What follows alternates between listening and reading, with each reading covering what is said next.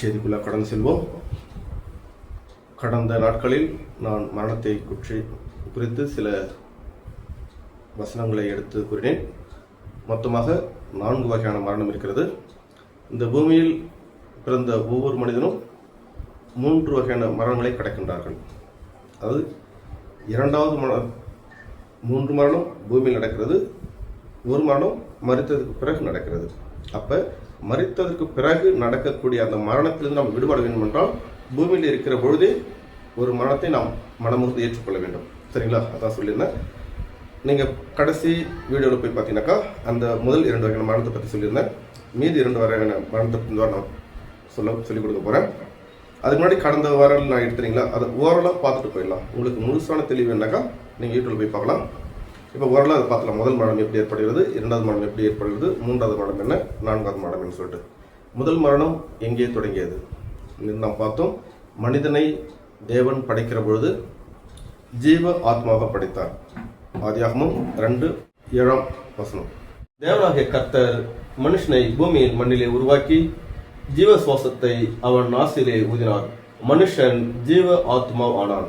அப்ப மனிதனை முதலில் படைக்கிற பொழுது தேவன் ஜீவன ஆத்மா அதாவது இந்த மனுஷன் ஒரு ஆத்மா, இந்த உடல் வேறு, இந்த ஆவி வேறு, இந்த இயக்கம் என்பது இந்த ஆத்மா தான். இந்த ஆத்மா படைக்கும் போது அதற்குள் ஜீவனை கொடுத்திருந்தார். கொடுத்துட்டு மனிதனுக்கு ஒரு சோதனை கொடுத்தார், டெஸ்ட் வச்சார், அது பரீட்சை வச்சார். அந்த பரீட்சையில் அவர் கொடுத்தது என்னன்னாக்கா ஆதியாகமம் 2:17 ஆனாலும் நன்மை தீமை அறியத்தக்க விருட்சத்தின் கனியை புசிக்க வேண்டாம், அதை நீ புசிக்கும் நாளில் சாகவே சாவாய் என்று கட்டளையிட்டார். அப்ப இங்க 2 வைக்க சொல்றாரு. ஒன்று கட்டளை மீறினால் சாபம். புரிஞ்சுங்களா? என்ன சொல்றாரு? மனுஷனை ஜீவாத்மா படிச்சாரு, அவனுக்குள்ள ஜீவன் இருந்துச்சு. ஆனா சொல்றாரு, நல்லதை கெட்டதை அறியக்கூடிய அறிவை நீ பெற்றுக்காத, அதை நீ பெருகினால நீ சாவாயின்னு சொல்லிட்டு ஒரு கட்டளை கொடுத்தாரு. ஆனால் மனிதன் என்ன பண்ணிக்கிறான்? ஒரு வகையான சூழ்ச்சியாளு. அந்த சூழ்ச்சி என்னன்றதை நான் பின்னாடி சொல்லிடுறது வந்து சாத்தான் சம்பந்தப்பட்ட சாத்தான் தள்ளப்பட்டது என்ற ஒரு சப்ஜெக்ட். அது நான் சொல்லித்தரேன். ஒரு சூழ்ச்சி நடக்குது. அந்த சூழ்ச்சினால அவன் கட்டளையை மீறி விடுகின்றான். படிப்போம் ஆதியாகமம் 3:6. அப்பொழுது ஸ்திரீயானவள் அந்த விருட்சம் புசிப்புக்கு நல்லதும் பார்வைக்கு இன்பமும் புத்தியை தெரிவிக்கிறதற்கு இச்சிக்கப்படத்தக்க விருட்சமாய் இருக்கிறது என்று கண்டு அதன் கனியை பறித்து புசித்து தன் புருஷனுக்கும் கொடுத்தாள், அவனும் புசித்தான். அப்ப தேவன் தெளிவா சொன்னாரு, இந்த கனியை நீ புசிக்கிறனால, நன்மை தீமை கனியை புசிக்கிறனால நீ செத்துருவ. பட் இவர்கள் புசித்தார்கள், மரித்தார்கள். அப்ப என்ன, அந்த புசித்த உடனே உங்களுக்குள்ள என்ன ஏற்படுகிறது மாற்றம் என்று படிச்சோம். அதை படிச்சு தொடர்ந்து அடுத்த வருஷம் படிங்க.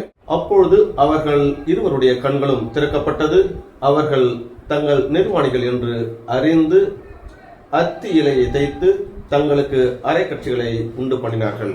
புரிந்து கொள்ளுங்கள்.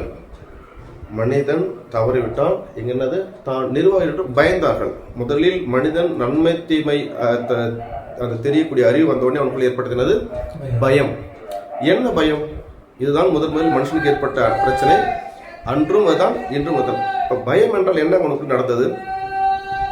தேவன் இதை சாப்பிட வேண்டாம் என்று சொன்னார், சாப்பிட்டு விட்டோம். கடந்த காலத்தை பற்றின எண்ணம் வருகிறது, எதிர்காலத்தை பற்றின நோக்கம் அடுத்தது. இப்பொழுது தேவன் வந்து கேள்விக்கு அப்புறம் என்ன சொல்லுது?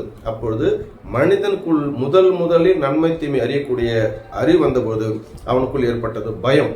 அந்த பயத்தின் விளைவு நிகழ்காலத்தை விட்டு வெளியேறிவிட்டான். கடந்த காலத்தில் செய்த தவறு எதிர்காலத்தை நான் அதை எப்படி ஃபேஸ் பண்ண போகின்றேன். இன்றும் நம்முடைய வாழ்க்கையில் அதான் நடந்து கொண்டிருக்கிறது. புரியுதுங்களா? எப்பொழுது நான் பாருங்க, கடந்த காலத்தை பற்றி யோசனை பண்ணிருப்போம். அன்னைக்கே நமக்கு காசு எது செஞ்சாலும் லீஸுக்கு போயிருக்கலாம், அன்னைக்கே அதை பண்ணிடலாம், இப்படி பண்ணிக்கலாம், நான் அந்த பையனை கல்யாணம் பண்ணிக்கலாம், ஏதோ ஒன்று. அப்புறம் எதிர்காலத்தை பற்றி என் கணவர் எதிர்காலம் என்ன ஆகுமோ, எப்படி ஆகுமோ என்ற இந்த சிந்தனைக்குள் தான் விட்டுருக்கும். அப்ப முதலில் மனிதன் சுயமாக யோசிக்க வேண்டும் என்ற சிந்தனை வந்தவுடன் அவனுக்குள் ஏற்பட்டது பயம்.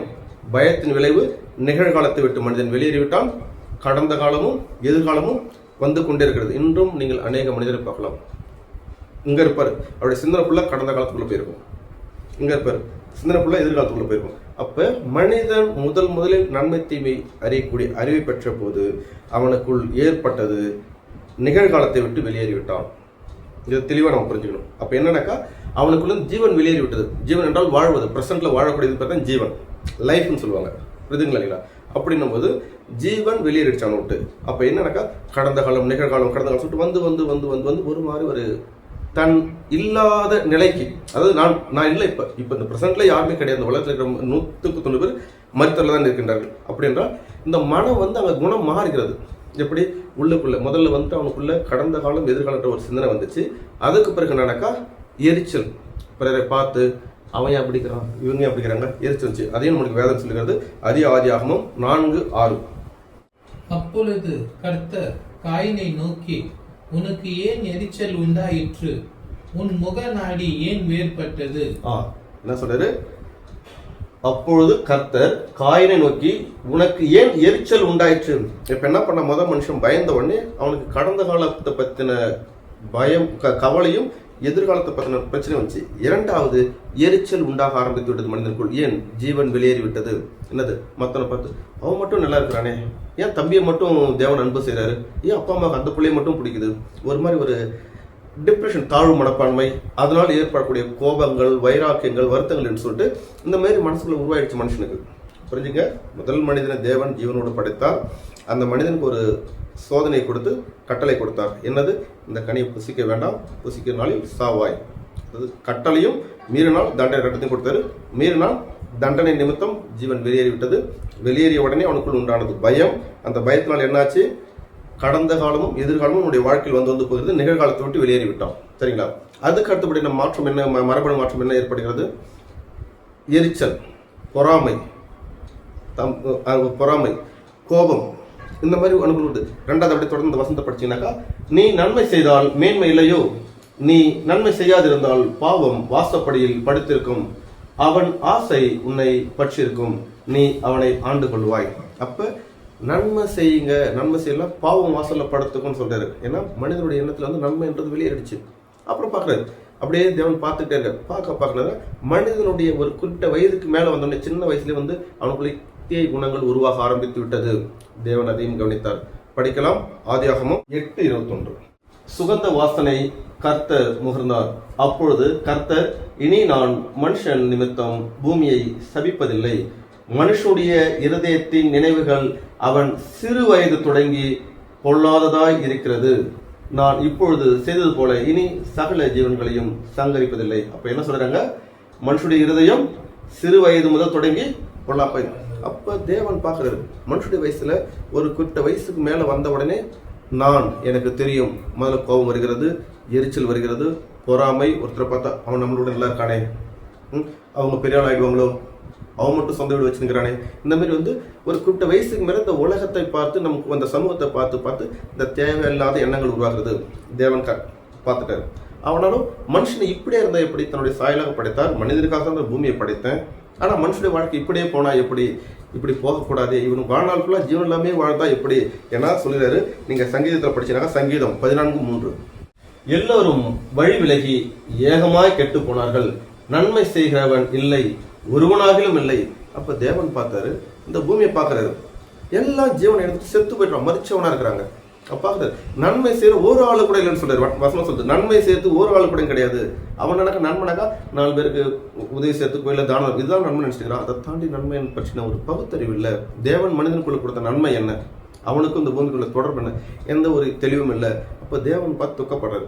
துக்கப்பட்டு என்ன பண்றாரு? உடனே என்ன பண்றாரு? மனுஷனுக்கு ஜீவனை கொடுக்க வேண்டும். அப்பொழுது ஒரு மனிதனை தேர்ந்தெடுக்கிறார், அவருடைய வார்த்தையை மதித்த மனிதனை. பார்ப்போம். ஆதியாகமம் 22:18. நீ என் சொல்லுக்கு கீழ்ப்படிந்தபடியால் நான் உன் சந்ததிக்குள் பூமியில் உள்ள சகல ஜாதிகளையும் ஆஸ்வதிக்கப்படும் என்று என் பேரில் ஆணையிட்டேன் என்று கர்த்தர் சொல்லுகிறார் என்றார். என்ன புரிஞ்சுங்க? அப்ப ஆபிரகாம் என்ற ஒரு மனிதனை தெரிந்து கொண்டாரு. அவர் தன்னுடைய வார்த்தை கீழ்ப்படியாரு. அப்ப அவர்கிட்ட சொல்றாரு, நீ என்னுடைய வார்த்தை கீழ்ப்படிந்தபடினால உன் நிமித்தம் பூமியில் உள்ள சகல ஜாதிகள் ஆசிரியம். அப்ப தேவன் கூட ஒரு பிளான் பண்றாரு. ஓகே, இப்படியே இருந்தா அந்த மனுஷன் வாழ்நாள் ஃபுல்லா உபத்திரத்துல இருப்பான். நம்ம மாசையோடு படிச்சோம், நம்முடைய சாயல்ல படித்த மனுஷன் இப்படியே வாழ்நாள் ஃபுல்லா உயிர் இல்லாம, ஜீவன் இல்லாம, ஏதோ ஒரு வாழ்க்கை, ஒரு மிருகமாவும் இல்லாத, மனுஷனாவும் இல்லாத, 2ஆம் கட்டம் புலம்பி கடந்த காலம் எதிர்காலம் சொல்லிட்டு இப்படியே வாழ்ந்துக்கலாம் இல்லையா? இந்த மனிதனுக்கு நாம் ஜீவனை கொடுக்க வேண்டும் என்று திட்டம் முடிகிறார். ஒரு மனிதனை கொண்டு இவர் மூலயமாக இந்த உலகம் ஃபுல்லா மக்களை நான் ஆஸ்வதிக்க வேண்டும், அதாவது ஜீவனை கொடுக்க வேண்டும் என்று திட்டம் பண்றாரு. அவருடைய சந்ததிக்கு முதல்ல கொடுக்கிறார். எதுல? நியாயப்பிரமாணத்துல கொடுக்கிறார். படிக்கலாம்.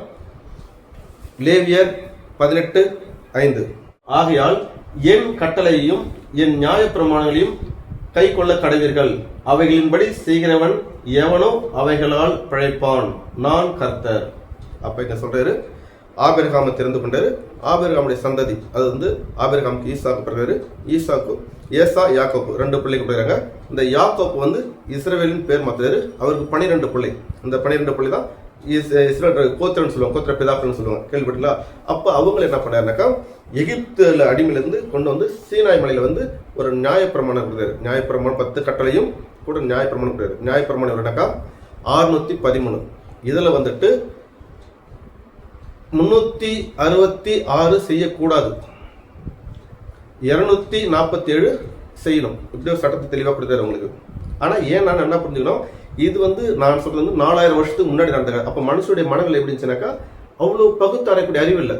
அப்படின்னா அந்த சட்டங்கள் எல்லாமே ஒரு ரொம்ப ஸ்ட்ரிக்டா கொடுத்தாரு மனுஷனுக்கு. என்னக்கா அப்ப எப்படி ஒரு கண்டிஷன் அதிகமா படுத்தும் போது அவன் யோசிக்க ஆரம்பிப்பான். யோசிக்க என்ன பண்ணா மூளை வளரும். மூளை வளரும் போது இது சரி, இது தப்பு, ஏன்னா ஆவினா என்ன, ஆத்மான என்ன, சரீரம்னா என்ன, தேவன் நம்மளுக்கு தொடர்பு என்ன, இதெல்லாம் அவன் யோசிக்கணும்னாக்கா சட்டங்கள் கடுமையா இருக்கணும். அப்ப என்ன பண்ண கடுமையான ஒரு சட்டத்தை கொடுத்துட்டு ஒன்னு சொல்லிட்டாரு, அதுல ஒண்ணுல மீறினாலும் எல்லாத்துலயும் மீறின மாதிரின்னு சொல்லிட்டாரு. ஆனா ஜீவனுக்கு இது நீ கடைபிடிச்சான்னு சொல்லிட்டாரு.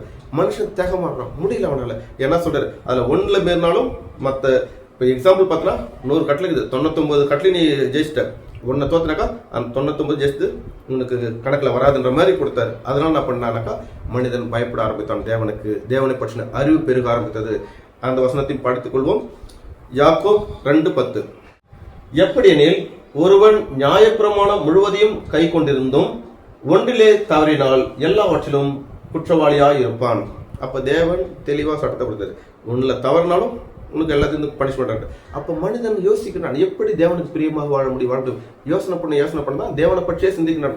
ஐயோ நான் ஜீவனோடு வாழ வேண்டும். அப்போ யோசிக்க அவனுடைய அறிவு பெருகிட்டே போகுது. பார்த்து கரெக்டா ஓகே, மனுஷன் ஒரு சூழ்நிலைக்குள்ள வந்துட்டான். இப்போ அவனுடைய அறிவு தெளிவா இருக்குது சரி தப்பத்தி. ஆனாலும் இந்த சட்டத்துக்குள்ளாக அவனால் முழுமையாக ஜீவனை பெற முடியாது என்று தேவன் ஒரு திட்டம் வகுத்து என்ன பண்றாரு, கிறிஸ்துவை பூமிக்கு அனுப்புகிறார். படிக்கலாம், கலாத்தியர் 4:5. காலம் நிறைவேறின பொழுது ஸ்ரீனிடத்தில் பிறந்தவரும் நியாயப்பிரமாணத்துக்கு கீழானவருமாகிய தம்முடைய குமாரனை தேவன் அனுப்பினார். அப்ப என்னாச்சுங்க, மனுஷனை படைச்சாரு, சோதிச்சாரு, தோற்று விட்டான். உடனே ஆபிரகாம் என்ற ஒரு மனிதனை கூப்பிட்டு அந்த சந்ததிக்கு ஒரு சட்டத்தை கொடுத்தாரு. அந்த சட்டத்துல மிகப்பெரிய ஒரு சோதனை வைத்தாரு. ஏன்னா முழுசா நீங்க கடைபிடிச்சாலும் அப்ப மனிதன் சிந்திக்கின்றான், எப்படி தேவனுக்கு பிரியமாக இருக்கின்றான். ஆனால் ஒன்றும் அவனால் ஜெயித்து மேலே வரவில்லை. உடனே தேவன் பார்க்கின்றார், காலம் வச்சு மனுஷனுக்கு பகுத்தாராயக்கூடிய அறிவு அவனுக்கு ஓரளவு வந்து விட்டது. இப்பொழுது கிறிஸ்துவை பூமிக்கு அனுப்புவோம். கிறிஸ்து அனுப்பி நியாயப்பிரமாணத்தை நிறைவேற்றணும். நியாயப்பிரமாணத்தை நிறைவேற்றி மனுஷனுக்கு ஜீவனை கொடுக்கணும். சரிங்களா? அப்ப கிறிஸ்து வந்து என்ன பண்றாரு, நியாயப்பிரமாணத்தை கம்ப்ளீட் பண்றாரு. படிப்போம், மத்தேயு 5:17. நியாயப்பிரமாணத்தை ஆகிலும் தீர்க்க தரிசனங்களையும் அழிக்க வந்தேன் என்று எண்ணாதிருங்கள், அழிப்பதற்கல்ல நிறைவேற்றுவதற்கே வந்தேன். அப்ப தெளிவாங்க சொல்றாரு, கிறிஸ்து சொல்றாரு, பூமிக்கு வந்துட்டாரு, நியாயப்பிரமாணத்தை நான் அழிக்க வரல, அதை நிறைவேற்ற போறேன் அப்படின்னு சொல்லிட்டு. ஏன்னா ஒரு பிரமாணம் இருக்கும்போது இன்னொரு பிரமாணம் உள்ள வர முடியாது. புரிஞ்சுங்களா? அப்போ ஒரு பிரமாணம் இருக்கும்போது இன்னொரு பிரமாணம் உள்ள வர முடியாது. அப்ப கிறிஸ்து வந்து என்ன பண்றாரு, நியாயப்பிரமாணத்தை நிவர்த்தி செய்யணும். புரியுதுங்களா? அப்ப நியாயப்பிரமாணத்தை நிவர்த்தி செய்யணாக்கா அந்த பழைய ஆதாம் கிட்ட அந்த ஜீவனை மனுஷனுக்கு மீண்டும் கொடுக்கணும். அதான் திருப்பி இன்னொரு இடத்துல கொரிந்தியர் சொல்வாரு, 1 கொரிந்தியர் 15:45. அந்தபடியே முந்தின மனுஷனாகிய ஆதாம் ஜீவ ஆத்மாவானான் என்று எழுதியிருக்கிறது, பிந்திய ஆதாம் உயிர்ப்பிக்கிற ஆவி ஆனார். அப்ப நம்மளுக்கு தெளிவா தெரியுது, முந்தின ஆதாம் கிட்ட கொடுத்தது என்ன, ஜீவன் ஜீவாத்மா வந்தார். அப்ப அந்த ஆதாம் இழந்தது என்ன, ஜீவனை இழந்தான். அப்ப அந்த ஜீவனை உயிர்ப்பிக்கணும். புரியுதுங்களா இல்லையா? அதுதான் கிறிஸ்து வந்தார். நல்லா புரிஞ்சு கொள்ளுங்க. முதல் மரணம் எங்க ஏற்பட்டது, ஜீவன் வெளியேறி விட்டது. இப்ப கிறிஸ்து வந்துட்டாரு, இப்ப உயிர்ப்பிக்கணும். இப்ப இங்க இந்த 2வது மரணத்துக்குள்ளாக நம்ம கடக்கணும். முதல் மரணம் நம்மளை அறியாமல் வந்தது. புரியுதுங்களா? முதல் மரணம் எப்போ வந்துச்சு, ஆதாம் கீழ்ப்படியாம பண்ணாரு, அதனால ஏற்பட்ட சாபத்தினால முதல் மரணம் வந்தது. இப்பொழுது இந்த 2வது மரணம் என்றால் என்ன என்பது பார்ப்போம். அப்ப இதுல சொல்றாரு, கிறிஸ்து எப்படி நியாயப்பிரமாணத்தை சொன்னாரோ, லேவியர் 18:5 சொன்னாரோ, அதே மாதிரி கிறிஸ்து வந்துட்டு அதே மாதிரி ஒரு வார்த்தையை சொல்கிறார். யோவான் 5:25 படிங்க. மரித்தோர் தேவகுமாருடைய சத்தத்தை கேட்கும் காலம் வரும், அது இப்பொழுது வந்திருக்கிறது, அதை கேட்கிறவர் பிழைப்பார்கள் என்று மெய்யாகவே மெய்யாகவே உங்களுக்கு சொல்லுகிறேன். அப்ப இயேசு சொல்றாரு, நீங்க எல்லாம் மறிச்சிட்டு இருக்கீங்க, உங்களுக்கு தெரியல. அதாவது மரணம் என்பதுதான் அதோட முக்கியமான வார்த்தை. இதை இயேசு சொல்லும்போது குருடன் வழிகாட்டுன்னு சொல்லுவாரு, அப்புறம் நீங்க நித்திரையில் இருக்கிறீங்கன்னு சொல்லுவாரு, மாயையில் இருக்கீங்கன்னு சொல்லுவாரு, நிறைய வரும். ஆனால் அதிகமான வசனம் சொல்லக்கூடியதெல்லாம் நீங்கள் மறித்திருந்தீர்கள். வேணா ரெஃபரன்ஸ் வேணா வசனம் எழுதி வச்சுங்க. எபேசியர் 2:1, லூக்கா 9:60, யோவான் 5:25, எபேசியர் 5:14. இதெல்லாம் இப்ப பூமியில வாழக்கூடிய மனிதர்கள் இறந்திருக்கிறார்கள் என்பதற்கான சாட்சி வசனங்கள். இதை பிறகு போய் படிச்சு கொள்ளுங்க, சரிங்களா? இப்போ முதல் மரணம் என்ன தெரிஞ்சிச்சு, நம்ம ஜீவன் இறந்துட்டேன்னு சொல்லிட்டு மீண்டும் சொல்ற பழைய வீடு இருக்குது. இதை நம்ம ஓரளவு பார்த்து ஸ்பீடா பார்த்துட்டு போயிட்டாக்க அடுத்த 2 மரணத்தை பத்தி கொஞ்சம் நிதானமா பார்க்கலாம். அதனால கொஞ்சம் வேகமா போயிட்டு இருக்கிறேன். இப்போ இந்த 2வது மரணம் எங்க ஏற்படுகிறது பார்ப்போம். புதிய உடன்படிக்கை நாம் போயிடணும். ரோமர் 12:1. அப்படி இருக்க சகோதரரே, நீங்கள் உங்கள் சரீரங்களை பரிசுத்தமும் தேவனுக்கு பிரியமான ஜீவ பலியாக ஒப்பு கொடுக்க வேண்டும் என்று தேவனுடைய இரக்கத்தை முன்னிட்டு உங்களை வேண்டிக் கொள்கிறேன். என்ன சொல்றாரு? பரிசுத்தமும் தேவனுக்கு பிரியமான ஜீவ பலியாக ஒப்பு கொடுக்க வேண்டும். அப்ப என்ன பண்ண, உங்களை நீங்க பலியாக ஒப்பு கொடுக்கணும். இப்ப உங்களுக்குள்ள ஜீவன் வரும்னாக்கா, இத்தனை வருஷமா நீ கேட்டது, அறிஞ்சது, புரிஞ்சது, இந்த சிந்தனைலாம் நீ விட்டு வெளியே வரணும். இந்த சிந்தனை விட்டு நீங்க வெளியே வராம உங்களுக்கு ஜீவன் கிடைக்காது. புரியுதுங்களா இல்லைங்களா? அப்ப இப்ப நல்லா புரிஞ்சுங்க, நம்மளுக்கு ஜீவன் வேணும். அப்ப என்ன சொல்றா, உங்களை ஜீவ பலியாக நீங்க ஒப்பு கொடுங்க. ஜீவ பலியாக ஒப்பு கொடுத்தனா என்னது? அடுத்து அந்த கொஸ்டின் வரும். அது பார்க்கணாக்கா 1 பேதுரு 2:24. நாம் பாவத்திற்கு செத்து நீதிக்கு பிழைத்திருக்கும்படிக்கு. அப்ப என்னது? நாம் பாவத்திற்கு செத்து. அப்ப நம்ம என்னன்னா இந்த பாவ குணத்துக்கு சாகிறோம். என்னது? இந்த சுய புத்தி, நான், எனக்கு தெரியும், இந்த அகங்காரம், இந்த பெருமை, இந்த வீண் பேச்சு, வீண் புகழ்ச்சி, இந்த குணங்களை எல்லாம் நாம் அடியோடு அழிக்க வேண்டும். இது நான் அல்ல, இதெல்லாம் மாயை, இதெல்லாம் கனவு என்றதை தெளிவு வரும்போது நாம் மறிக்கின்றோம். புரியுதா இல்லையா? இதுதான் இன்னொரு வருஷம் சாட்சியம் சொல்லுவாரு, ரோமர் 8:10. மேலும் கிறிஸ்து உங்களில் இருந்தால் சரீரமானது பாவத்து நிமித்தம் மரித்ததாயும் ஆவியானது நீதி நிமித்தம் ஜீவன் உள்ளதாயும் இருக்கும். தெளிவா வசனத்தை ஆழமா புரிஞ்சுங்க. மேலும் கிறிஸ்து உங்களில் இருந்தால் சரீரமானது பாவத்து நிமித்தம் மரித்ததாயும், அதாவது இந்த மாமிசத்துக்குள்ளதான் அந்த பாவ குணமே அடங்கிருக்குது. நம்ம கேட்டு இந்த புலன்களால நம்ம பார்க்கறது, கண்ணால கேட்டு, கண்ணால பார்த்து, காதால கேட்டு, வாயால பேசி உணர்ந்து, இந்த மாதிரி விஷயங்கள்லாம் அந்த உலகத்துல கேட்டு கேட்டு கேட்டு கேட்டு கேட்டு இதை மனசுல போட்டு குழப்பி குழப்பி குழப்பி குழப்பி குழப்பி நாம் ஒரு எப்படி சொல்றது, ஒரு மாதிரி நம்ம உருவாகி வச்சிருக்கோம் நம்மள. இதுதான் சொல்லுவாரு எபேசியர் 2:3 படிப்பா. அவர்களுக்குள்ளே நாம் எல்லாரும் முற்காலத்திலே நமது மாம்ச இச்சைகளின்படி நடந்து நமது மாம்சமும் மனசும் விரும்பினவைகளை செய்து சுபாவத்தினாலே மற்றவர்களைப் போல கோபாக்னியின் பிள்ளைகளாய் இருந்தோம். அதனால புரிஞ்சுங்க, மாமிசமும் மனசும் விரும்பிகளை செய்து. இதை மட்டும் நம்ம அண்டர்லைன் பண்ணும். அப்ப என்னது? இந்த மாமிசும் மனமும் விரும்புறது. இந்த கண்ணு பார்க்குதா, ஒரு இச்சையை பார்க்குதா, அதை பார்க்கணும்னு மனசு சொல்லுது. எதனா ஒரு வீட்டை பார்க்கமா, இந்த மாதிரி நம்ம வீடு கட்டுற மாட்டோம். அதாவது எதனா ஒரு ஏக்கம், கண்ணு பார்க்குது, காது கேட்ட விஷயத்த உடனே நம்ம இதை அடைஞ்சிடலாமா, அனுபவிக்கலாமா? எப்பொழுதுமே நம்ம உடம்பு நடக்கா ஏதோ ஒன்று அந்த உலக மாயை பத்தியே சிந்திச்சு கொண்டிருக்கிறது. இதுக்கு நீங்க சாகடிக்க வேண்டும். உங்களுடைய சிந்தனை சாகடிக்கணும். நீங்க சாகடிக்கணும்னாக்கா கிறிஸ்து உங்களுக்குள்ள வரணும்.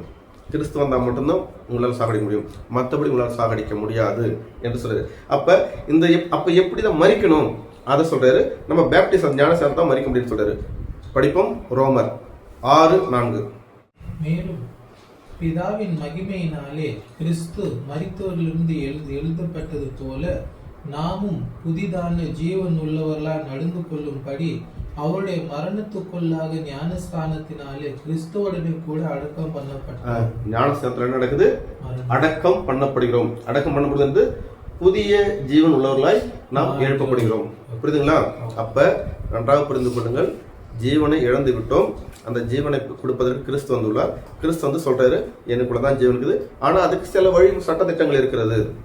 அப்படின்னும் போது நீங்க அடக்கம் பண்ணணும், நீங்க செத்து போகணும். இந்த உலகத்துல நீங்க கத்துக்கொண்ட அந்த பொல்லாத குணங்கள். அப்ப பொல்லாத குணங்கள்னா என்ன? 1 பேதுரு 2:2-3 படிங்க. சகல துர்குணத்தையும் சகல வித கபடத்தையும் இன்னொன்னு படிக்கலாம். சகல துர்குணம், அதாவது நம்முடைய கேரக்டர் சேஞ்ச் பண்ணும். எப்ப பார்த்தாலும் ஒரு பொறாமை, ஒரு கபடம், மற்றவங்களுடைய உயரை பார்த்து பொறாமப்படுறது, மற்றவங்க நம்மளுக்கு முன்னாடி ஏதோ கொஞ்சம் ஆடம்பரமா இருந்துட்டு அதை பார்த்து எப்பயும் ஒரு வெறுப்பாவே இருக்கிறது. அது மாதிரி நம்ம இந்த உலகத்தை கத்துக்கூடாது. துர்குணம். ரெண்டாவது கபடம். உள்ளுக்குள்ள எதனா ஒரு பொறாமை, பொச்சிருப்பு, எதனா அவனை பத்தி இவங்ககிட்ட சொல்றது, இவனை பத்தி அவங்ககிட்ட சொல்றது, அந்த ஊர் கதை பேசுறது, பக்கத்து வீட்டுக்கார கதை பேசுறது, எதனா பேசுறது, இந்த மாதிரி கபடம். அடுத்தது பொறாமை. ஒருத்தர் கூட பிறந்த அண்ணன் வளர்ந்தா பொறாமை, தம்பி வளர்ந்தா பொறாமை, பக்கத்து வீட்டுக்காரன் வளர்ந்தா பொறாமை, ஒரு நண்பன் நிலத்தை வளர்ந்துட்டான்னு பொறாமை. எல்லாவற்றும் இந்த பொறாமை. இதுதான் கபடம்னு சொல்றது. பெருசெல்லாம் அவங்க எதுவுமே இந்த பைபிள் நமக்கு பெருசா எதுவுமே சொல்லிக் கொடுக்கல. சின்ன சின்ன விஷயங்கள் தான். இதுக்கெல்லாம் நீங்க சாகணும், இந்த குணத்தெல்லாம் நீங்க அழிக்கணும். ஆனா அது ஒரு நாள் அழிக்க முடியும்னா அழிக்க முடியாது. அப்ப என்ன பண்ணணும்? குழந்தையை போல நீங்க வளரணும் கிறிஸ்துக்குள்ள. ஒரு நாளும் நம்ம கட்டுப்படுத்தணும். அதாவது சாகடித்தால் தான் உங்களால வளர முடியும் கிறிஸ்துக்குள்ள. தொடர்ந்து படிங்க. வஞ்சனைகளையும் புறங்கூறுதலையும் ஒழித்து விட்டு நீங்கள் வளரும். புரிஞ்சுங்க, இங்க சொல்ல நீங்கள் வளரும்படி. அப்ப இப்படினாக்கா நம்ம இன்னும் என்ன சொல்றதுனாக்கா ஒரு ஹேண்டிகேப்பா தான் இருக்கிறோம், மூளை வளர்ச்சி இல்லாத, அறிவில்லாத. அப்ப நீங்கள் வளர வேண்டுமா சொல்லுகின்றார். புதிதாய் பிறந்த குழந்தையை போல திருவசனமாகிய களங்கமில்லாத ஞானப்பாலின் மேல் வாஞ்சியாயிருங்கள். அப்ப நீங்க வளரணுமா வாழ்க்கையில, நீங்க ஒரு முத்தி அடையணுமா, உங்களுடைய டார்கெட் அச்சீவ் பண்ணுமா, ஒன்னே ஒண்ணு, இந்த குணத்தெல்லாம் சாகடிங்க. உங்களுக்குள்ள சாகடிக்கின்ற பொழுது நீங்க அப்ப சாகடிச்சுட்டு புதிதாய் பிறந்த குழந்தையை போல நம்ம வசனத்தை கேட்கணும், ஆசைப்படணும். எனக்கு எல்லாம் தெரியும், எங்களுக்கு பைபிள் தெரியும், நாங்க போகாத கோயில் கிடையாது, நாங்க போகாத சபை கிடையாது, நாங்க படிக்காத புத்தகம் கிடையாது, இதெல்லாம் மனத்துக்கு ஓரம் கட்டு. வளருங்க, புது குழந்தை மாதிரி. அப்படியே வேதத்தை திருப்பி தினம் படிச்சு பாருங்க. அது என்ன சொல்லுது, தேவன் எதுக்காக எனக்கு வேதத்தை கொடுத்துருக்காரு, நான் என்னத்தை கத்துக்கணும், நான் ஒண்ணுமா நிம்மதியா வாழணுமா, சமாதானமா வாழணுமா, சந்தோஷமா வாழணுமா, ஒரு ஐஸ்வர்யமா வாழணுமா, ஆரோக்கியமா வாழணுமா, நீதியோட வாழணுமா, நிம்மதியோட வாழணுமா, வேதத்துல தேடணும். ஏன்னா வேதம் அதுக்காக தான் நம்மளுக்கு கொடுக்கப்பட்டிருக்கு. சரிங்களா? அப்படின்னும் போது அப்ப முதல் மரணம் எது? ஜீவன் நம்மளுக்குள்ள வெளியேறது. இரண்டாவது மரணம் எது? நாம் நம்மை அறிந்து தெரிந்து நாம் நம்முடைய குணங்களுக்கு மறிக்க வேண்டும். புரிஞ்சுங்களா? இந்த 2 மரணத்தை பத்தி ஆல்ரெடி முன்னாடி சொல்லியிருக்கேன். அதுல இதோட அதிகமான வசனம் இருக்குது, நீங்க அதை திருப்பி கூட போட்டு பாருங்க. இது இப்ப 2 மரணம். மூன்றாவது மரணம் எது?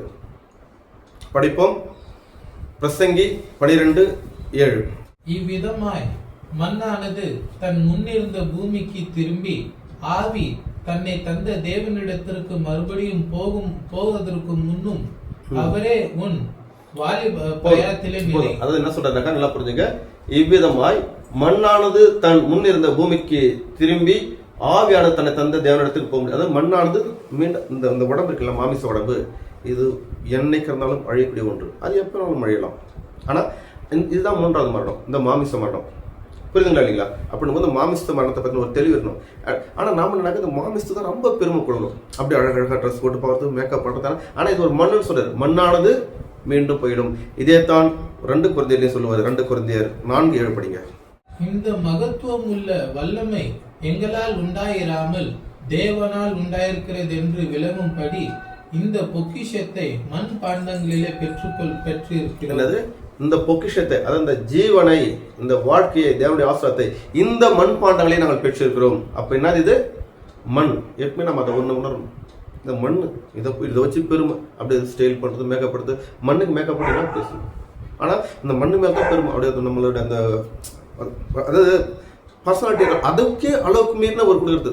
கொஞ்சம் கலரண்டா போதும், அப்படி மற்ற பார்க்கலாம், நம்மள பார்க்கலாம். நான் வேலை சொல்றது, இது ஒரு மண்ணுடா. ஆனா இந்த மண்ணு தான் நீ பெருமையா பேசுற. உன்னுடைய குணம் தான் நிஜான வாழ்க்கை. உன்னுடைய ஆத்மாவை அழகுபடுத்து. இந்த ஆத்மாவுக்கு ஒரு நல்ல கேரக்டர் கொடு. இந்த மாமிசத்துக்கு கேரக்டர் கொடுக்காத. கோச்சுட்டு இந்த அழிஞ்சு போகக்கூடிய இந்த உடம்பு நீ எவ்வளோ அழகா நீ மேக்கப் பண்றியோ அந்த மாதிரி உன்னுடைய ஆத்மாவை மேக்கப் பண்ணு. அன்பு, சமாதானம், பொறுமை, இரக்கம், இப்படி உடைய ஆத்மாவுக்கு ஒரு அழகுபடுத்திப்பாரு. ஆனா நீங்க ஆத்மாவுக்குள்ள அலங்கோலமா வச்சு நிக்கிறீங்க. அதாவது இப்படி இந்த சேத்துல நடக்கிற பண்ணி மாதிரி தேவையில்லாத அசுத்த குணங்களையும் அழுக்கங்களை சிந்தனைக்குள்ளாக கூச்சி வச்சிருக்கீங்க. அதை அழகுபடுத்துங்க. ஆனா நீங்க என்ன பண்ணுங்க, இந்த மண்ணை அழகுபடுத்துறீங்க. இது மண்ணு. ஏன்னா தேவன் படைக்கும் போது நீங்க படிக்க வேணாம். ஆதியாகமம் 2:7 படிச்சுனாக்கா பூமியின் மண்ணினாலே உருவாக்கினார். படிச்சுமா இல்லையா? அப்ப இது ஒரு மண்ணு. இந்த மண்ணுக்கு கொடுக்குற முக்கியத்துவம் கூட இந்த உள்ளுக்கிற மனசு கொடுக்க மாட்டோமே. இந்த மண்ணுக்கு கொடுக்குற முக்கியத்துவம் கூட உள்ளுக்கிற ஆத்மா கொடுக்க மாட்டோமே. அப்ப இது அழிந்து போகக்கூடியது. இது என்று இருந்தாலும் அழிஞ்சு கொடுது. இப்ப ரோட்ல ஒரு கார் வருது, ஒரு நாய் ஜோரா ஓடுது, கார் அடிச்சு என்ன பண்ணும், நாய் செத்து போகும், நாம் ஓடுவோம், நம்ம அடிச்சு செத்து போயிடுவோம். இது அழிந்து போகக்கூடிய உடல். ஆனா இந்த உடம்புக்கு தான் நீங்க பெரிய கணத்தை கொடுத்து நிக்கிறீங்க. ஆனா வேதம் சொல்லுகிறது, இந்த உடலை குறித்து உங்களுக்கு பயம் இருக்கக்கூடாது. படிப்போம். லூக்கா 12:4. என் சிநேகிதராகிய உங்களுக்கு நான் சொல்லுகிறேன், சரீரத்தை கொலை செய்து அதன் பின்பு அதிகமாய் ஒன்றும் செய்யாத திராணி இல்லாதவர்களுக்கு பயப்படாதிருங்கள். என்ன சொல்றாரு? என் சிநேகிதராகிய உங்களுக்கு நான் சொல்லுகின்றேன். அதாவது கிறிஸ்து சொல்றாரு, என் சிநேகிதர், நம்மள நண்பன் சொல்றாரு, சரீரத்தை கொலை செய்து அதன் பின் அதிகமாக ஒன்றும் செய்ய திராணி இல்லாதவர்கள். இது அதுக்கு மேல என்ன பண்ண முடியும்? மனுஷால அதிகபட்சம் அடிப்பான், குத்துவான், வெட்டுவான், என்ன பண்ண முடியும்? உயிர் பெற்று என்ன பண்ண முடியும்? சொல்றாரு, தேவன் சொல்றாரு, கிறிஸ்து சொல்லுகிறார் நமக்கு, இந்த உடல் அழிக்கிற பத்தி அதை பத்தி நினைக்காத, இது அழிஞ்சு போகக்கூடிய மண் இது. ஆனா இதுக்கப்புறம் நான் ஒரு வாழ்க்கை உங்களுக்கு வச்சுருக்கிறேன். இந்த பூமின்றது ஒரு டெம்பரவரி. இது ஆவிக்குரிய வாழ்க்கை வாழ்வதற்கான ஒரு பயிற்சி களம். இது இந்த மண்பாண்டத்துக்குள்ள நீங்க ஜீவனை பெற்று ஜீவ வாழ்க்கை வாழ பயிற்சி செய்யுங்க. வாழ்ந்துட்டு நீங்க அதுல தேர்ச்சி பெற்றீங்கன்னாக்கா நம்மளுக்கு நித்திய ஜீவனை வச்சுன்னு இருக்கிற. ஆனா நீங்க இந்த மண்பாண்டத்தை முக்கியத்துவம். கண்ணு பாக்குறதுலாம் என்ன தேவைப்படுதோ மனசு உடனே அங்க போயிடுது. காது கேட்கறதுலாம் மனசு போயிடுது. புரியுதா இல்லையா? அதாவது உங்க உடல்ல உணர்வுன்றது இல்ல, உணர்ச்சிக்கு நீங்க முக்கியத்துவம். அதாவது நல்லா புரிஞ்சு கொள்ளுங்க, உணர்வு வேறு, உணர்ச்சி வேறு. ஆனால் நாம் உணர்வுக்கு அடிமைகளாக இல்லை, உணர்ச்சிக்கு அடிமைகளாக இருக்கட்டும். எல்லாத்தையும் உணர்ச்சி வசப்படுறது, எமோஷன்ஸ். புரியுது இல்லையா? அப்படின்னா தேவன் நம்ம கிட்ட எதிர்பார்க்கறது உணர்வை, உணர்ச்சி அல்ல. உணர்வு என்பது அறிவு சார்ந்தது, உணர்ச்சி என்பது உடல் சார்ந்தது. வேணா படிப்போம். வேதம் சொல்கிறது, சங்கீதம் 14:2, தேவனை தேடுகிற உணர்வு உள்ளவர்கள் உண்டோ என்று பார்க்க கர்த்தர் பரலோகத்திலிருந்து மனுபுத்திரை கண்ணோக்குகிறார். என்ன சொல்றீங்க? உணர்வு உள்ளவர்கள். இது நீங்க புதிய மொழிபெயர்ப்பு சைடில் கொடுங்க. ஆண்டவர் விண்ணுலகத்தில் நின்று மானிடரை உற்று நோக்குகிறார். மதிநுட்பமுள்ளோர் கடவுளை நாடுவோர் எவராவது உண்டோ என பார்க்கிறார். அதாவது மதிநுட்பம், உணர்வு என்பது மதிநுட்பம். ஆனா நம்ம என்னக்கா உணர்வுக்கு முக்கியத்துவம் கொடுக்கல, உணர்ச்சிக்கு முக்கியத்துவம் கொடுக்கிறோம். உணர்ச்சி என்பது உடல் சார்ந்தது, உணர்வு என்பது அறிவு சார்ந்தது. அதனால பகுத்தாராய்ங்க. இந்த உடல் ஒரு விஷயம் கிடையாது, இது அழிஞ்சு போகக்கூடியது. ஆனால் நீங்க உணர்ச்சி வசப்படாது. எல்லாத்துக்கும் உணர்ச்சி, எமோஷன். ஒரு சீரியலை பார்த்தா அப்படியே விடிய விடிய அழுதுட்டு இருக்குது. ஒரு துக்கம் வீட்டில் போனால் யாராவது அவளை பார்த்து நம்ம ஒரு ஃபீலிங், ஒரு அழுவு. எப்பயுமே நீங்கள் உணர்ச்சி வசப்படுறீங்க. நீங்கள் உணர்வுக்கும் உணர்ச்சிக்கும் உள்ள வித்தியாசத்தை பகுத்தாராய்ந்து வாழ பழகுங்கள். நீங்கள் தேவனுடைய சாயல். அதான் சொல்றது. அப்ப இந்த மூன்றாவது மரணம் எது? மாமிச மரணம். முதல் மரணம் எது பார்த்தோம்? நம்ம எப்ப நன்மை தீமை அறிகின்ற வயது நன்மையை காட்டிலும் தீமைக்கு முக்கியத்துவம் கொடுக்கின்றோமோ, அதாவது கோபம், எரிச்சல், களவு, சூது, ஏமாற்றுறது, வஞ்சகம், பின்னாடி பேசக்கூடியது, இந்த குணங்கள்லாம் எப்போ உங்களுக்குள்ள ஸ்டார்ட் ஆகுதோ அப்போ உங்களுக்குள்ள இந்த ஜீவன் வெளியேறி விடுகிறது. முதல் மரணம். இரண்டாவது மரணம், உங்களை அறிந்து நீங்கள் ஒப்பு கொடுங்கள். இனிமேல் இந்த குணத்திற்கும் எனக்கு சம்பந்தம் இல்லை. காரணம், நான் கிறிஸ்துக்குள்ள என்னை ஒப்பு கொடுத்து விட்டேன், நான் மறைத்து விட்டேன். இந்த குணமா அந்த ஜான் பால் எப்போ செத்துட்டாங்க? இல்லைங்க, நீங்க பார்த்ததுல உண்மைத்தாங்க. ஒரு காலத்துல கோவப்படுவேன், கத்துவேன், ஒரு பேர் பொறாமையா இருக்கும், கோவம் தான் டக்குன்னு அடிச்சிருக்கேன், அப்படிலாம் இருந்தேங்க. ஆனா என்னைக்கு எனக்குள்ள கிறிஸ்துவ பத்தின ஞானம் வந்துச்சோ, தெளிவு வந்துச்சோ, அன்னைக்கு நான் அந்த குணத்துக்கு மறிச்சிட்டேன். இப்போ வாழ்றது நான் இல்லைங்க. அதான் பவுல் அழகா சொல்றாரு, வாழ்வது நான் அல்ல, எனக்குள் வாழ்வது கிறிஸ்து.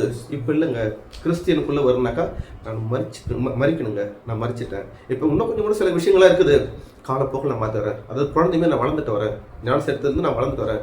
இன்னமும் நான் வளரும் போது சேரும் போராடுறேன். ஏன்னா நாம் வாழக்கூடிய இந்த உலகம் பொல்லாப்பு நிறைந்தது.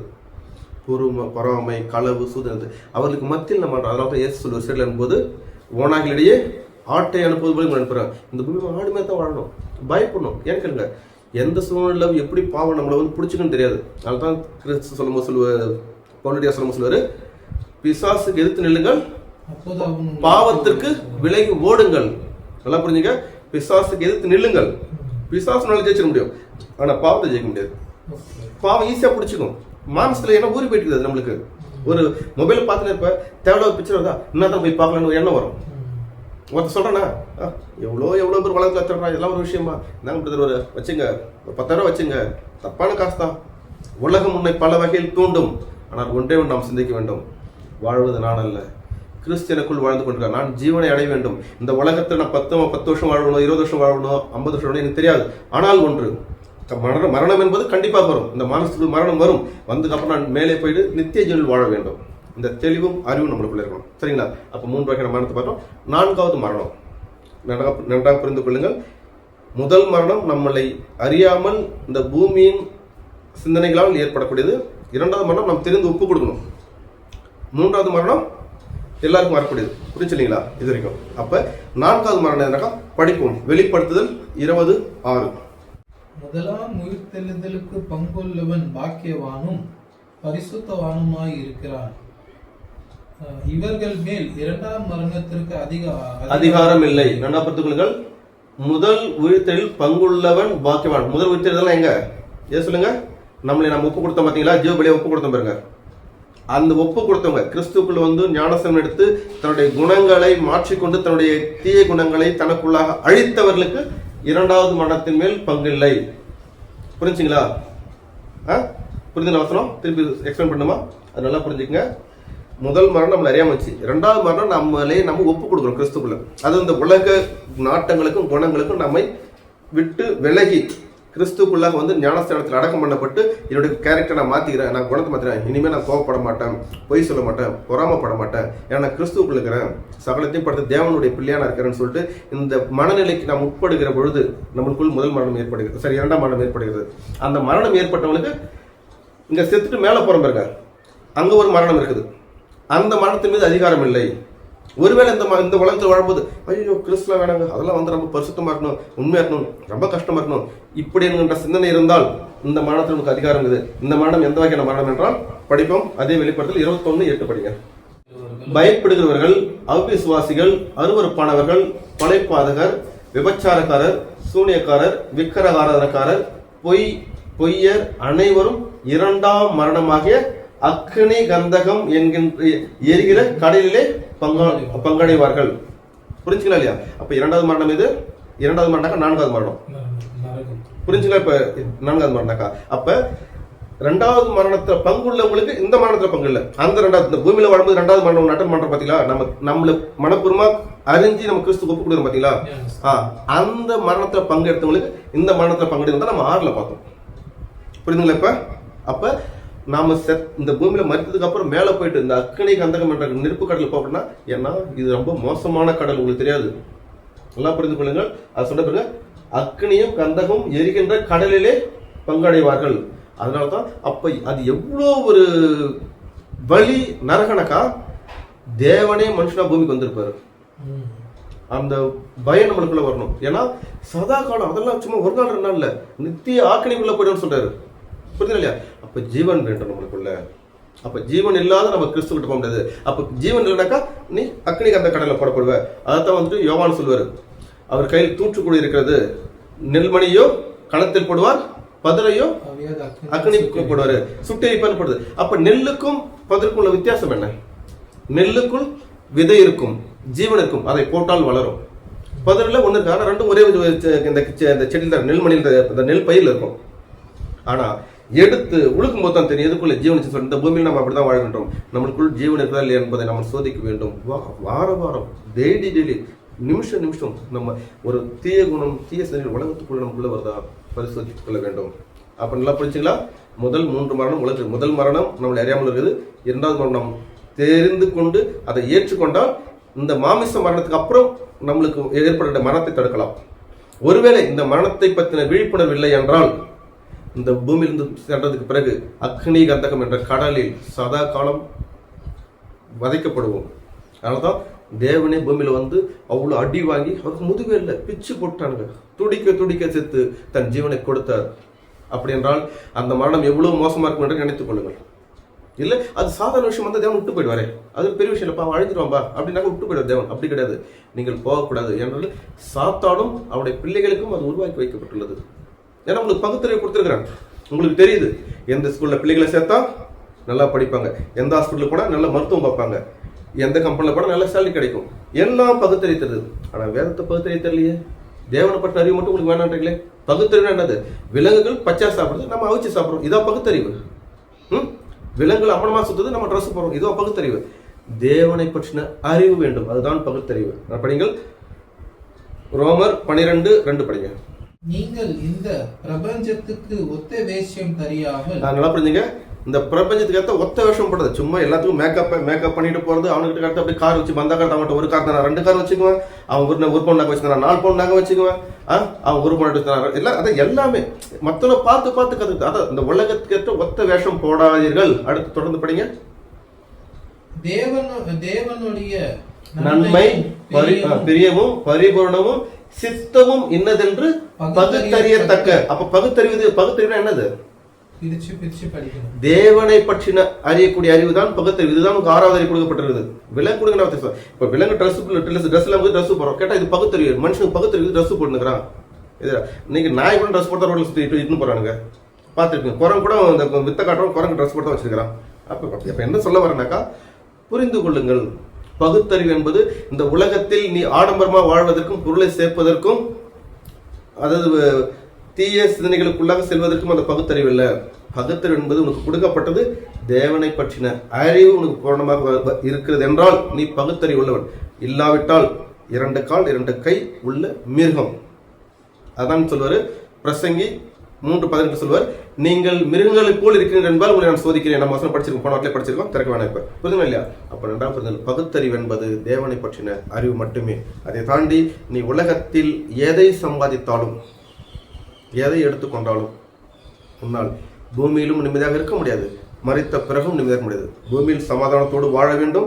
மரித்ததுக்கு அப்புறம் நாம் சர்வத்தையும் படைத்த தேவனோடு இருக்க வேண்டும் என்றால் இந்த பூமியிலே நாம் 2வது மரணத்தை மனமுகந்து ஏற்றுக்கொள்ள வேண்டும். ஏற்றுக்கொள்கிற பொழுது தேவன் நமக்காக ஆயத்தப்படுத்தியுள்ள அந்த நித்திய ஜீவனை கொடுப்பார். கண்களை மூடுவோம்.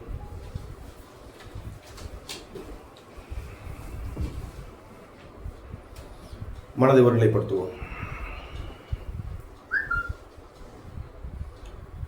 நம்மளை நாமே பரிசோதித்து பார்ப்போம்.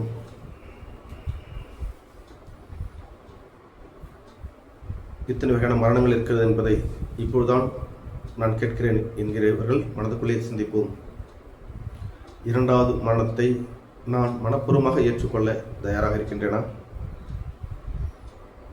அதற்குள்ளாக என்னுடைய குணங்கள் எல்லாம் சுட்டெரிக்க அழிக்க நான் முன் வருகின்றேனா? சோதிச்சு பாருங்க. காரணம், 2வது மரணத்தில் பங்கேற்காத முடியாத பட்சத்தில் 4வது மரணம் கொடிய வேதனைக்குள்ளாக தள்ளப்படும் என்று வேதம் தெளிவாக சொல்லுகிறது. வானம் பூமி ஒழிந்து போகும், என் வார்த்தைகளும் ஒழிந்து போகுது என்று சொல்கிறார். அப்ப மேலே ஒரு மோசமான ஒரு நெருப்பு கடல் இருக்கிறது என்பது வேதம் தெளிவாக சொல்லுகிறது. இந்த பூமியில் தான் நிம்மதி இல்லாமல் வாழ்கின்றோம். மரித்ததுக்கு அப்புறமும் அப்படியே வாழ வேண்டுமா? சிந்தித்து பார்ப்போம். ஒருவேளை இந்த உலக மாயைகள் நாம் சிக்கிக் கொண்டிருந்தால் இந்த நிமிஷம் ஒரு முடிவெடுப்போம். அனுதினமும் காலையில் தூங்கி எழுந்திருக்கிற பொழுது, பிதாவே எனக்கு பூரணமான பொறுமையை கொடுங்க, எதையும் ஏற்றுக்கொள்ளக்கூடிய சகிப்புத்தன்மை கொடுங்க, பிறர் மனம் நோகாமல் பேசக்கூடிய ஞானத்தை கொடுங்க, யாரையும் கஷ்டப்படுத்தக்கூடாத வார்த்தைகள் என்னிலிருந்து புறப்படாதபடிக்கு என்னுடைய வாயை கட்டுப்படுத்துங்க. குறிப்பாக என்னுடைய குடும்பத்தில் நான் ஒரு முன்மாதிரியாகவும் ஒளியின் பிள்ளையாகவும் என்னை வெளிப்படுத்த வேண்டும். என்னை சார்ந்த சமூகத்தில் கிறிஸ்துக்குள்ளாக இருக்கிறது என்பதை வெளிப்படுத்த வேண்டும். அதற்கான ஞானத்தை கொடுங்க என்று மனதுக்குள்ள சிந்திங்க. நாம் எதையெல்லாம் சிந்திக்கின்றோமோ அவைகளெல்லாம் காலப்போக்கில் நம்ம செயலாக மாறுகின்றது. அறிவியலும் அதான் சொல்லுகிறது, வேதமும் அதான் சொல்லுகிறது நமக்கு. ஆனால் அனுதினமும் இந்த வார்த்தையில் சொல்லுவோம், தேவன் நம்மை கூர்ந்து கவனிப்பார். நாம் எப்பொழுதெல்லாம் அவர்கிட்ட பேசுகிறோமோ, லூக்கா 18 சொல்லுவார், இடைவிடாமல் அவரை கேளுங்க, கேட்கிற யாரும் பெற்றுக்கொள்கிறார்கள், தேடுகிற யாரும் கண்டடைகிறார்கள் என்று. மத்தேயு 7:7 சொல்லுவார், கேளுங்கள் அப்பொழுது உங்களுக்கு கொடுக்கப்படும், தட்டுங்கள் அப்பொழுது உங்களுக்கு திறக்கப்படும், தேடுங்கள் அப்பொழுது கண்டடைவீர்கள். நாம் கேட்காமல் எதையும் பெற முடியாது. இனிமேல் தினமும் காலையும் மாலையும் இந்த ஜீவனுக்கான எண்ணத்தை கேட்போம், அறிவை கேட்போம். தேவன் தாமே நம்மை ஆஸ்வதிக்கட்டும். ஜெபம் செய்வோம். பரலோகத்தில் வாசமாகிற பரலோக பிதாவே, விண்ணுக்கும் மண்ணுக்கும் ஆண்டவரே, ஸ்தோத்திரமப்பா. இந்த நாளுக்காகவும் இந்த நேரத்தை செலுத்துகிறோம். பிதாவே, இதோ இந்த நாளிலும் 4 வகையான மரணங்களை குறித்து தியானிக்கும்படியாக நீர் உம்முடைய வேதத்தில் கொடுத்த வசனங்களை தியானித்து தந்தே. பிதாவே, நாங்கள் உமக்கு உகந்த வாழ்க்கையை வாழ்வதற்கு தடையாக இருக்கின்ற இந்த மாய உலகம் மாம்சத்திலிருந்தும் எங்களை விடுபடுவதற்கான அருளையும் ஞானத்தையும் சக்தியும் பலத்தையும் கொடுங்கப்பா. நாங்கள் எப்பொழுதும் ஜீவன் உள்ளவர்களாகவும் உமக்கு பிரியமானவர்களாகவும் இந்த பூமியில் வாழும் காலமெல்லாம் உம்முடைய இரக்கத்தின்படி வாழ்வது தந்தே. ஆஸ்வதிங்க. எங்களுடைய எண்ண ஓட்டங்கள், எங்களுடைய சிந்தனைகள், எங்களுடைய பேச்சு எல்லாத்தையும் உம்முடைய சமூகத்துக்குள்ளாக உம்முடைய ஆவியை கொண்டு எங்களை காத்துக்கொள்ளுங்கப்பா. பிதாவே, நாங்கள் வாழக்கூடிய இந்த மாய உலகில் நாங்கள் யாரிடம் பேசுகின்றோம், என்ன பேசுகின்றோம், யாரோடு பழகின்றோம், எங்களாலே உணர முடியவில்லை தந்தையே, யார் எப்படிப்பட்ட குணம் என்று.